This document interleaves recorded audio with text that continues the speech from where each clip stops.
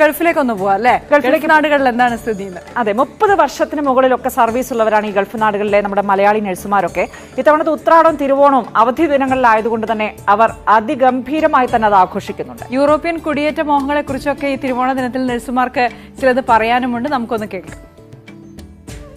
ലോകത്ത് ഏത് തൊഴിൽ മാർക്കറ്റിലും ഡിമാൻഡ് ഉള്ളവർ, ഒരർത്ഥത്തിൽ പറഞ്ഞാൽ ലോകത്ത് കേരളത്തിന്റെ ബ്രാൻഡ് അംബാസഡർമാർ, നമ്മുടെ ആരോഗ്യ പ്രവർത്തകർ, ശരിക്കും പറഞ്ഞാൽ നഴ്സുമാർ.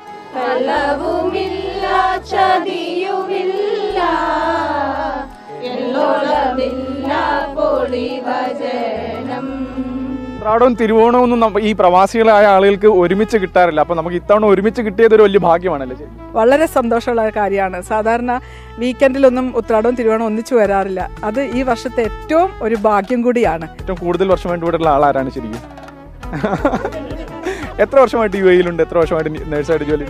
33 വർഷമായിട്ട് യു എയിൽ വർക്ക് ചെയ്യുന്നു. ദുബായ് 33 ഓണം ഇവിടെ തന്നെയായിരുന്നു. ഓണത്തിനും അങ്ങനെയുള്ള ഫംഗ്ഷനുകളൊക്കെ എല്ലാം ഇവിടെ തന്നെയാണ്. കാര്യം നമ്മൾ നാട്ടിൽ ചെറുപ്പത്തിൽ ആഘോഷിച്ചിട്ടുണ്ട്. അതിലൊക്കെ ഭംഗിയായിട്ട് ഇവിടാണ് നമ്മൾ ഓണം ആഘോഷിക്കുന്നത്.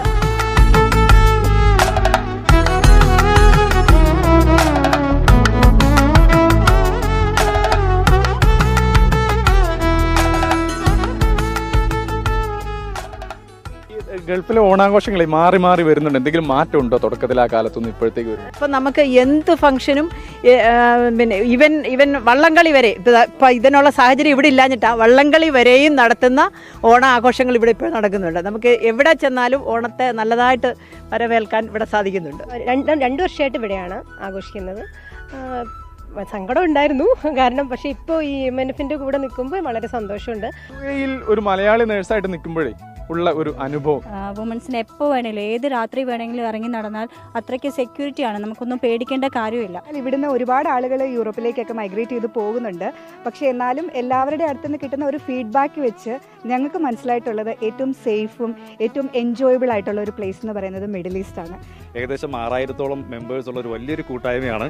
ഇന്ന് ഞങ്ങൾ ഈ യു എയിൽ തന്നെ ഏറ്റവും വലിയ ഒരു ഓണാഘോഷത്തിന്റെ ഭാഗമാണ്.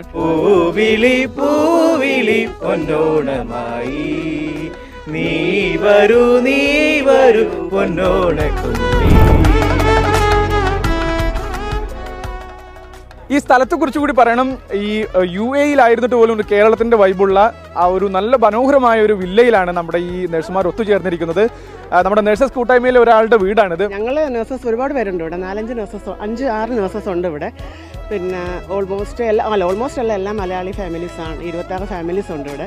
നമ്മൾ നാട്ടിലെ നമുക്ക് ഒട്ടും ഒരു കാര്യങ്ങളും നമുക്കിവിടെ മിസ് ചെയ്യാറില്ല. അതാണ് മെയിനായിട്ട് ഞങ്ങൾക്ക് പറയാനുള്ളത്. കുട്ടികൾ ഒത്തിരി സന്തോഷമാണ്. ഓരോ വീട്ടിലെ കുട്ടികളെ പിറന്നാൾ വരുമ്പോൾ നമ്മൾ ഒരുമിച്ച് ആഘോഷിക്കാറുണ്ട്.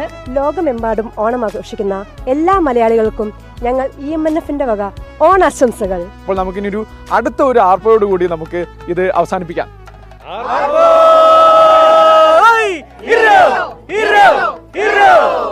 Cameraman കൃഷ്ണപ്രസാദിനൊപ്പം സഹൽസി Muhammad, Asianet news, Dubai.